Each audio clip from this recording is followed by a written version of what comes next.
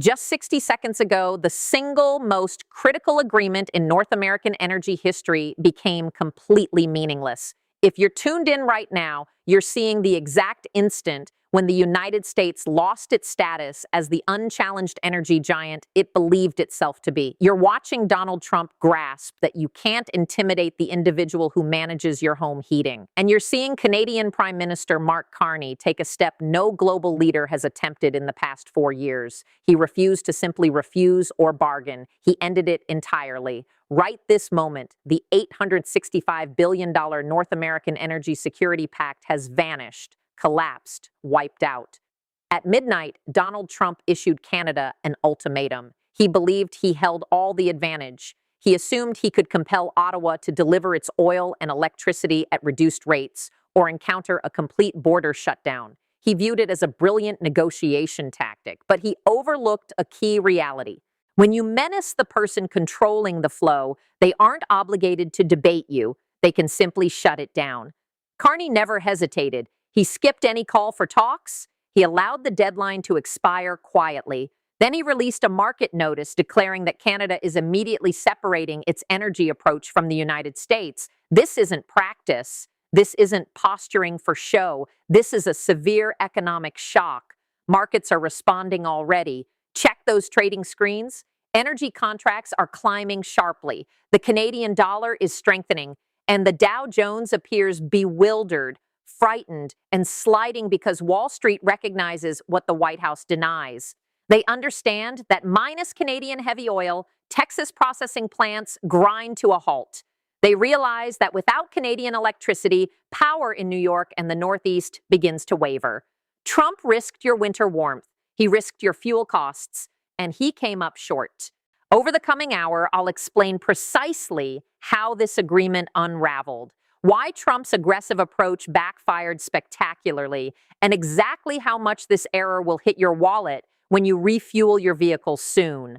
But first, consider the quiet. Normally, when something this massive fails, there's uproar. Press briefings happen. Spokespeople scramble to reshape the story. Yet currently, the West Wing is eerily silent. Why? They're stunned. They truly never expected Carney to follow through.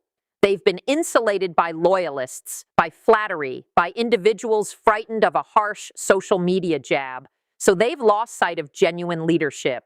They've forgotten what someone like Mark Carney represents, a former Bank of England head, a figure who guided the worldwide economy through turmoil. He doesn't react with feelings. He relies on numbers. And the numbers showed him that Canada no longer has to accept pressure from a weakening dominant power. Let's revisit the ultimatum because it's the clear evidence. This is when Trump miscalculated badly. 12 hours back, documents that surfaced reveal the Trump team delivered a demand to Ottawa. They sought a favored pricing structure. In plain terms, that's a reduced rate. They demanded Canada commit to supplying oil to the U.S. at 20% under worldwide prices. If Canada declined, Trump warned of imposing 100% duties on Canadian electric cars and aluminum. It amounted to outright coercion, nothing less. It resembled the methods of a crime figure, not a head of state. Trump assumed Canada had no choice. He trusted aides who claimed Canada has no alternative buyers. They're surrounded by us. They must sell here. That held true 2 decades earlier. It no longer does. And that's precisely how Mark Carney outmaneuvered Trump's whole group. While Trump focused on online messages, Carney focused on coastal pipelines. He focused on agreements with Japan. He focused on agreements with Germany. He focused on agreements with growing markets like India. So when the ultimatum arrived at his desk overnight, he stayed calm. He didn't summon an emergency session to worry. He examined current oil prices globally. He examined European needs. And he concluded Canada has alternatives. The United States isn't the sole buyer available anymore, so he let time expire. Now examine the evidence. Examine what's unfolding in reality while the White House searches for an explanation. Evidence 1, the ships. Satellite information indicates 3 massive tankers near British Columbia's shore, originally bound for California facilities, have altered direction. They're shifting westward toward Asia. That's millions of barrels meant for American fuel now going to power rival industries. Why? because they offer market value without issuing threats to the provider. Evidence 2, the power network. The northeastern U.S. depends significantly on Quebec's electricity. It's sustainable, dependable, and affordable. Trump's demand included a warning to impose fees on this power unless Canada met the oil conditions. Hydro-Quebec released a statement, very courteous, very Canadian. It notes they're assessing delivery assignments because of market instability. In other words, New York, prepare backup systems. If you need the supply, expect to pay top dollar now. The preferential rate has ended. Evidence 3, the pipeline story. Trump has loudly pushed pipelines forever. He chants, drill, baby, drill, but he misses the technical side. Gulf Coast U.S. facilities are designed for thick, acidic crude. They require Canadian supply to operate smoothly. They can't flip to Texas's lighter variety quickly. It's a distinct refining method. By killing the agreement, Carney essentially deprives those plants. They'll operate below full levels. That leads to reduced output. That leads to elevated costs. That leads to potential lack of supply. This goes beyond a policy clash. It's a breakdown in supply networks. And it could have been prevented entirely. It could have been prevented if Trump had viewed Canada as an equal ally instead of a subordinate. But he can't manage that. His mindset prevents it. He requires victory and defeat. He requires control. And today, he encountered someone who rejects being controlled. The difference in style is striking, almost like a movie scene.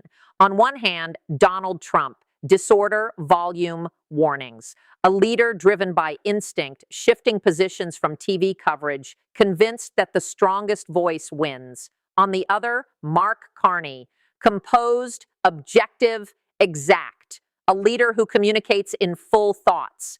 A leader who grasps the complex mechanics of international finance. Trump swung a heavy tool at delicate machinery. Carney simply disconnected the power source quietly, and now the machinery has halted.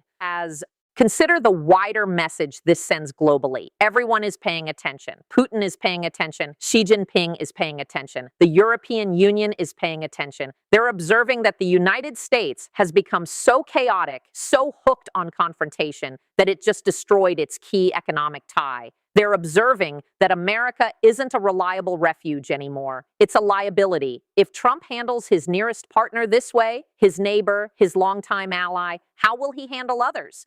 Carney delivered a message to every country worldwide. You aren't required to accept it. He demonstrated that possessing something America requires gives you leverage. You don't need to submit. You can simply depart.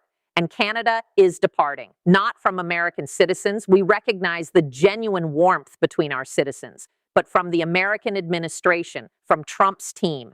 This $865 billion arrangement was meant to form a North American stronghold. It was meant to free us from Middle Eastern reliance. It was meant to secure affordable costs for half a century. Now it's dust. And why? Because Trump sought a televised triumph. He wanted to wave a document and declare, I defeated Canada. Instead, he must justify why fuel could reach $5 per gallon in Ohio. He must justify why home heating fuel in New Hampshire might double this season. He must justify why he damaged the system. Let's explore the reasoning further. Why did Carney select this exact timing? Why not delay? Why not discuss? Because the schedule is crucial. Midterm elections are nearing. Trump appears exposed. His economic support is unsteady. He requires success. He needs to demonstrate lower expenses. Carney understands this. He knows Trump feels urgent. And in talks, urgency signals vulnerability. By letting the agreement fail now, Carney withholds the economic calm Trump requires to endure politically. It's a calculated step. It's a step declaring, we won't assist your re-election by allowing exploitation. It's the sort of step taken only with absolute certainty in your strength. And Canada possesses that certainty. They hold the assets. The globe craves energy. The shift toward renewables continues. But fossil fuels remain essential for the coming decade. Canada supplies them. The globe desires them. Trump believed he controlled access. He believed he could demand payment. Carney reminded him that Canada can construct its own access points.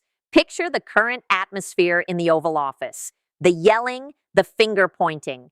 Trump is probably berating his trade team, demanding explanations for the failure, questioning why Canada didn't yield. They likely lack responses because they fail to grasp that not everyone responds to intimidation. You can't frighten Mark Carney. You can't pressure a former central banker. These individuals confront financial disasters routinely. A post from Mar-a-Lago doesn't accelerate their pulse. And that's Trump's fatal weakness, indifference. Carney holds no rage toward Trump. He's merely fixing a market flaw. And the flaw is Donald Trump's self-importance. So what does this mean for you? What does it mean for ordinary viewers who simply want to commute and stay warm? It will sting. I'll be honest. In the near future, uncertainty will push prices higher. The doubt alone adds extra cost to every barrel. You'll notice it at gas stations shortly. But the extended consequences are more alarming. If this agreement remains finished, and signs point that way, it signals a split North American energy system. It signals the U.S. must source more oil from unreliable areas. It signals a return to reliance on Middle Eastern or Venezuelan regimes. It signals the celebrated energy self-reliance was illusory because it depended on Canada acting as a quiet, agreeable ally. With that ally stepping back, the self-reliance vanishes. We're heading into an age of limitation, an age where supplies serve as leverage, not mere goods. Carney terms it sovereign resource design. That's the formal phrase. The straightforward one is my resources, my terms. And Trump despises it. He despises it because he can't claim credit. He can't market it. He can't dominate it. We're observing a live adjustment in global influence. For 100 years, the U.S. was the center and Canada orbited it. Today, the orbit has broken and the center dims slightly. Let's discuss the exact provision that shattered everything. It's buried in the details. Page 400, the Sovereignty Reversal Clause. Carney's negotiators placed it there months earlier. It essentially states that if the U.S. applies unreasonable or punishing trade actions, Canada can immediately cancel all energy price commitments. Trump's negotiators overlooked it or doubted it would activate. But when Trump warned of those electric vehicle duties last night, it triggered the mechanism. Snap. The agreement vanished. It was a deliberate safeguard, a formal procedural safeguard, and Trump stepped straight into it, blinded by overconfidence. Carney anticipated Trump couldn't resist. He anticipated Trump would attempt to pressure Canada eventually. So he installed a built-in termination switch in the agreement, gave Trump the control, and waited for him to activate it. And he did. Now, examine reactions across Canada. You might assume Canadians feel anxious. You might assume they're nervous about losing the U.S. buyer. But check surveys, check online discussions. They're celebrating. For years, Canadians felt undervalued. They've seen U.S. leaders treat them as targets for home political gains. They're exhausted by it. Carney is channeling strong national self-respect. He's declaring, we're not an extension of the U.S. We're an independent G7 country. We're a major force and will behave accordingly. This bolsters Carney domestically. It positions him as a defender, a shield. At the same time, it portrays Trump as vulnerable. It portrays him as someone unable to finalize deals, someone who boasted endless victories until people grew weary of them. Well, are you weary of defeats yet? Because losing this Canadian energy arrangement ranks as a defeat of enormous scale. It's a defeat in safety. It's a defeat in steadiness. It's a defeat in finances. And make no mistake, this wasn't unavoidable. This was deliberate. It was a deliberate choice to favor America First language over North American facts. The fact is, the U.S. and Canada are intertwined like linked systems. Harming one harms both. Trump attempted to strike Canada directly and ended up bruising himself. What's ahead? Expect frantic efforts. The White House will attempt retreat. They might even claim no ultimatum existed. They'll try to mislead.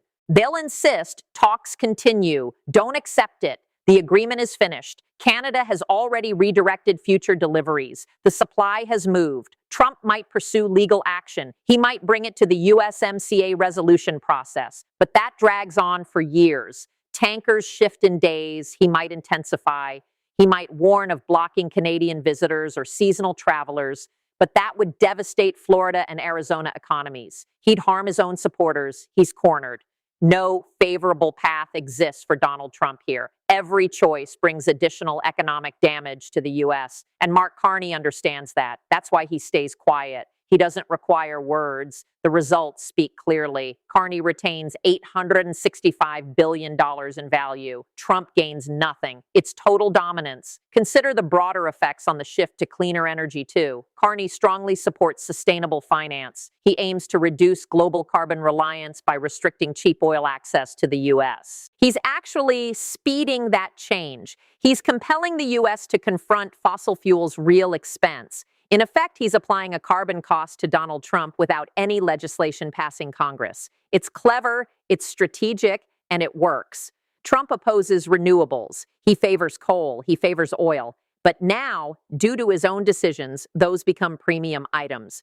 Carney employs markets to drive shifts politics couldn't accomplish. This is advanced strategy. And Trump plays a simpler game with reckless moves. He disrupts everything and celebrates as if victorious.